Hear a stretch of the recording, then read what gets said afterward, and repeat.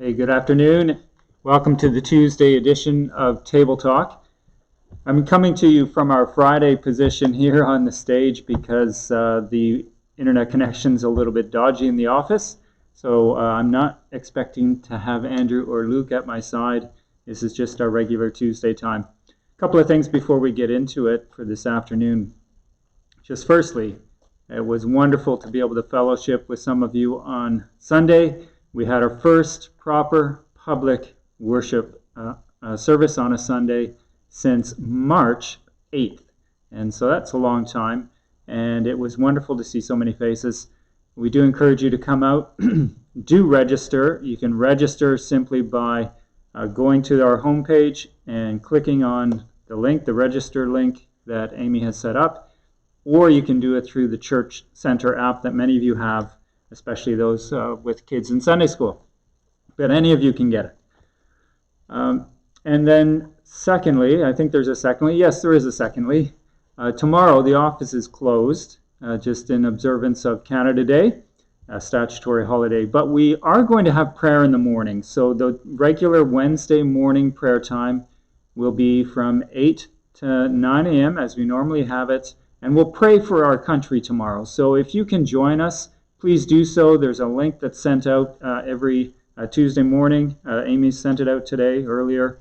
And you can click into that Zoom meeting tomorrow morning by just clicking on that link. And I hope to see you there tomorrow morning. We will not have our Wednesday evening prayer time. All right, so we're going to continue on with our study through, a study that I'm calling Radical Ordinary Hospitality. And all I'm doing really is picking certain excerpts from a book that I have read it's on evangelism in a way, but it's probably the most unique book on evangelism that I've read. It's written by Rosaria Butterfield. I've already told you every week to go buy it, and I know at least one person's considering it, so do tell me when you have bought this book, because I'd love to hear it. She writes in a very conversational style, so unlike it's not a heavy teaching book. It's not laying things out kind of prescriptively, chapter by chapter, and giving you helpful hints, and even diving into a lot of scripture. There is scripture that she shares, but a lot of, I think of maybe what a writer says about a good book is that it's you show it, you don't tell it. You show, don't tell. And what a writer means by that is that, let's take, for instance, a character is going through some type of anxious drama in their life. Well, they don't put on the lips of the character, I'm feeling really anxious about the drama that's in my life right now. No, they show that anxiety by the way they act out, by the things they say or the things they do. It's shown and not told. And Rosaria does kind of the same thing. She wants to walk us through a picture of what hospitality looks like because we're Christians. So because we're Christians, we're hospitable. But then part and parcel with that is that in that hospitality, we're actually doing really good evangelism at the same time.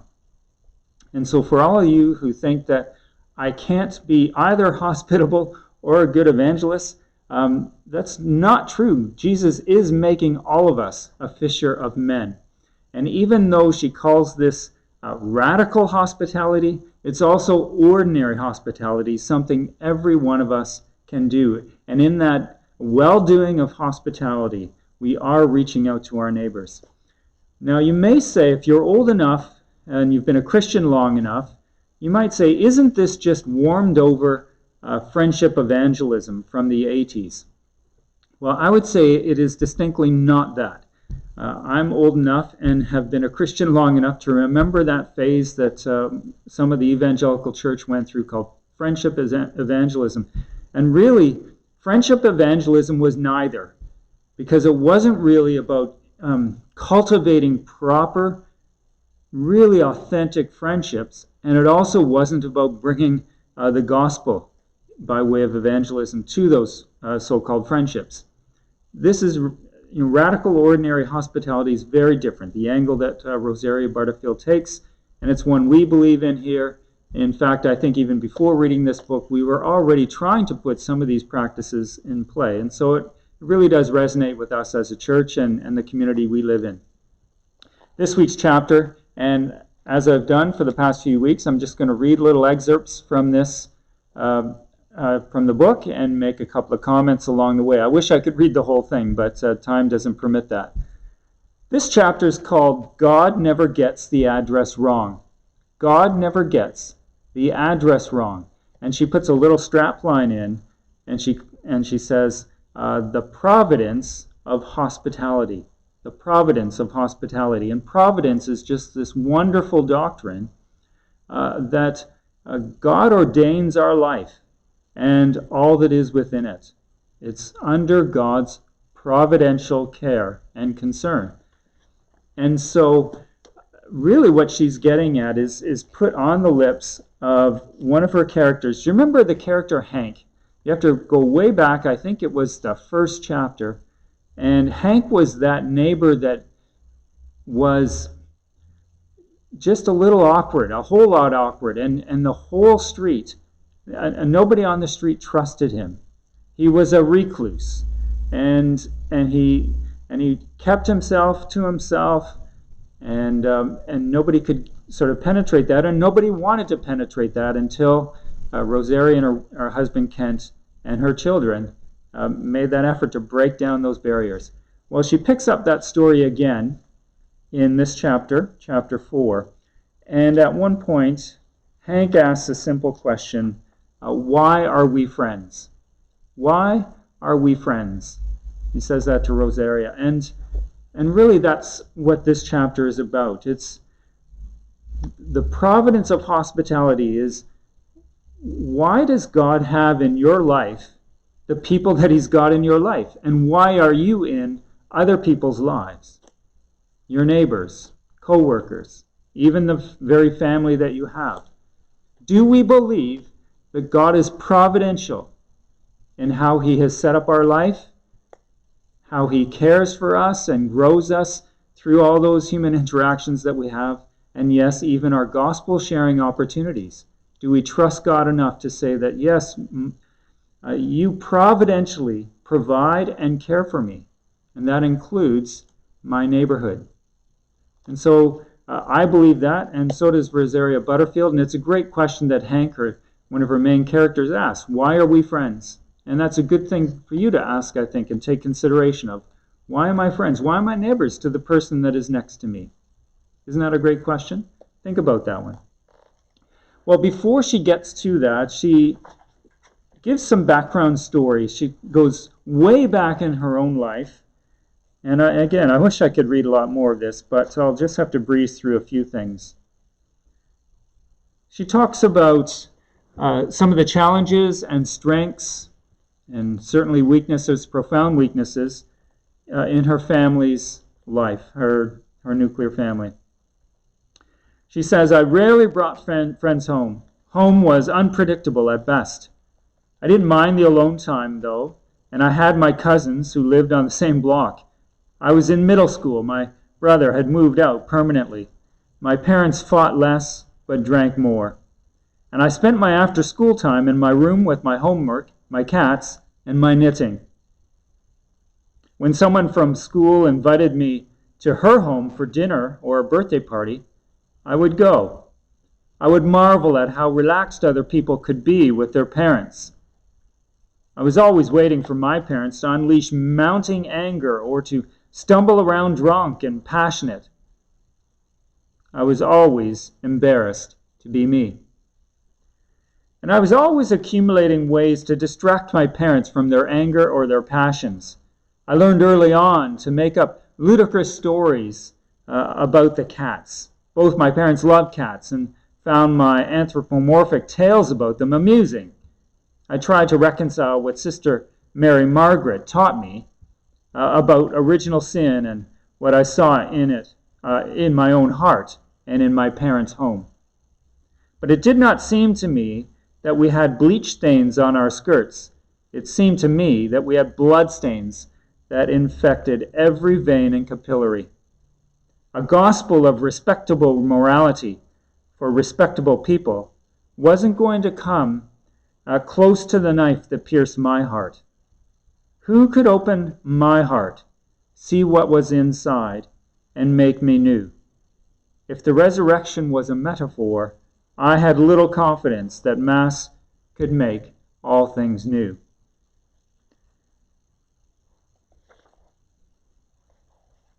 Then she moves forward into, so that's from her childhood, and she picks up this narrative now where she's fully established as a professor at a well-known school, University of Syracuse in New York.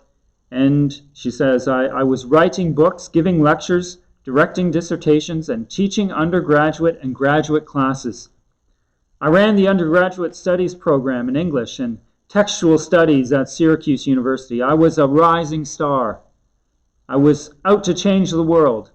I wasn't looking for more friends, and certainly not friends who thought I was a sinner. To this day, I really can't explain why Ken and Floy and I became such good friends, except for a few simple truths.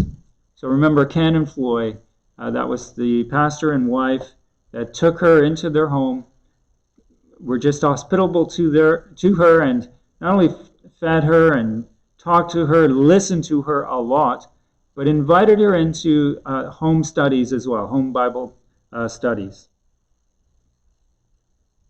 So the first thing is that Ken and Floy wouldn't let go of me. I tried to disappear, which would not have been hard given that we traveled in different circles of influence. But they were a ministry team, and they just wouldn't let go. Every week, one or the other would check in, either by phone or by email. It became easier to join them for weekly meals than to dodge them. Don't get me wrong, the Smiths weren't pests or stalkers, but they were unshakably present. Only later did I understand that no one can dodge people who are prayerfully present. Prayerfully present. Ken and Floy prayed for me, their archenemy, every day. Now, of course, she wasn't, this is pastoral aside, she wasn't their archenemy, and of course, they loved her, and that's one thing that Rosaria's been stressing, that regardless of how different, maybe you've got a Hank that lives on your street, or in your family, or in your workplace, and it might come to you that, like, what likeness do I have with him? We're like oil and water. That likeness, as Rosaria has talked about, starts one with Hank being your Hank, being an image bearer of God. And so immediately with any human on the face of the earth, we have that in common. Under the common grace of God, the very life breath that we've been given for this day, we share with another human. And regardless of what they look like on the outside, Hank, for instance, she's already shared how he was pretty free to cuss. And remember when we left off in chapter 1, I think they put up caution tape. The police were, it looked like, about to arrest him. We'll see how that story ends up. Anyway, Ken and Floy did not see her as an enemy. They saw her as a child, or a potential child of God, certainly, and absolutely a child made in God's image. So Ken and Floy prayed for her every day. They thought about me, and they prayed for me like I was their own daughter. They created a vortex of understanding, worked out in the heavenly realm, away from which I could not run. The second common bond is that I was secretly smitten with Ken and Floy's hospitality. People of all stripes came and went. Floy's meals were like mine, simple and plentiful. That's not the main point of this point, but listen to that. The hospitality doesn't need to be lavish and extravagant and a 4 or 5 course meal. She talks later on about how you can stretch your budget even with practical measures so that you can be always ready to be hospitable. So people of all stripes came and went. Her meals were like mine, simple and plentiful. We both served lots of rice and beans. Floy's kitchen cabinets were lined with large mason jars filled with beans of many colors. At the end of a parade of colorful bean jars was one cookbook, More with Less. Suggestions by Mennonites on how to eat better and consume less of the world's limited food resources.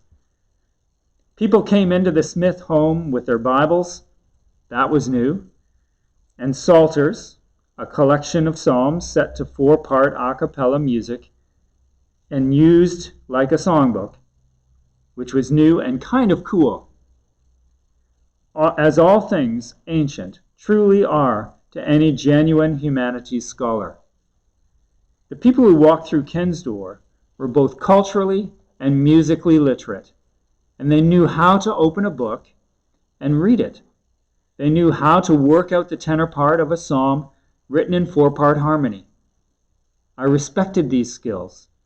Reading music in ancient texts is a rare art, and I felt magnetized by their quiet and unassuming skills.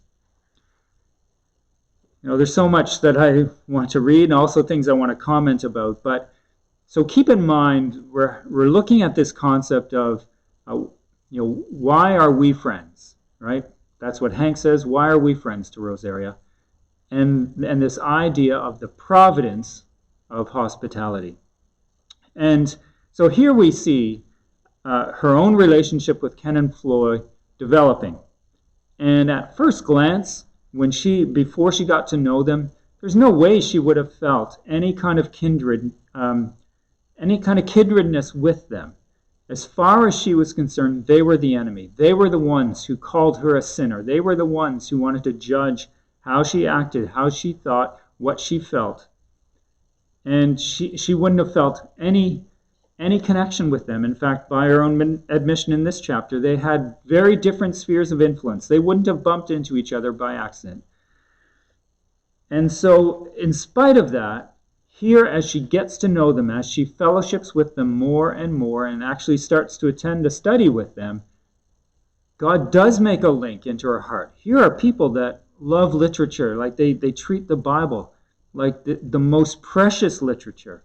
And so they read it unlike any other book is read, and yet still she respects the fact that they are treating this book reverentially in a way, and they have regard for literature, and they have regard even for singing, right? Like that's just something that resonated with her. And you might be shocked at, the Hank in your life, and you get to know, you break down some barriers, and you find that it's not just the common grace of a breath that God has given you both today that you have in common. You might be amazed at what bridges you can build into their life that then allow the gospel to work its way into the conversation. Well, I'm going to really have to wrap up here. I had lots of other things jotted down. I think, let's turn, I'll turn, if you do have the book, turn to page 82. She talks about front yard hospitality. And so we'll close with this. We do a lot of hospitality in the front yard. So she's bringing this back into the present, just talking about Kent and herself and her family. We do a lot of hospitality in the front yard. We've seen this before, the hesitancy of entering a home. Perhaps people fear being trapped in a place they can't easily leave. Perhaps people feel unwelcome, unable to grasp the strange landscape of perceived Christian mores and malarkey. How was it that when Jesus walked the earth, Jesus welcomed sinners and sinners welcomed Jesus? How did he get people to walk through the door? And though I can't spend time on it, I want to very much. I'm going to have to leave that for you. When you buy this book, to go to chapter 4 or get to chapter 4 and read how she answers that question. But haven't you felt the same way? Why would people want to walk through my door? Why would people want to come in through the front door of our church even?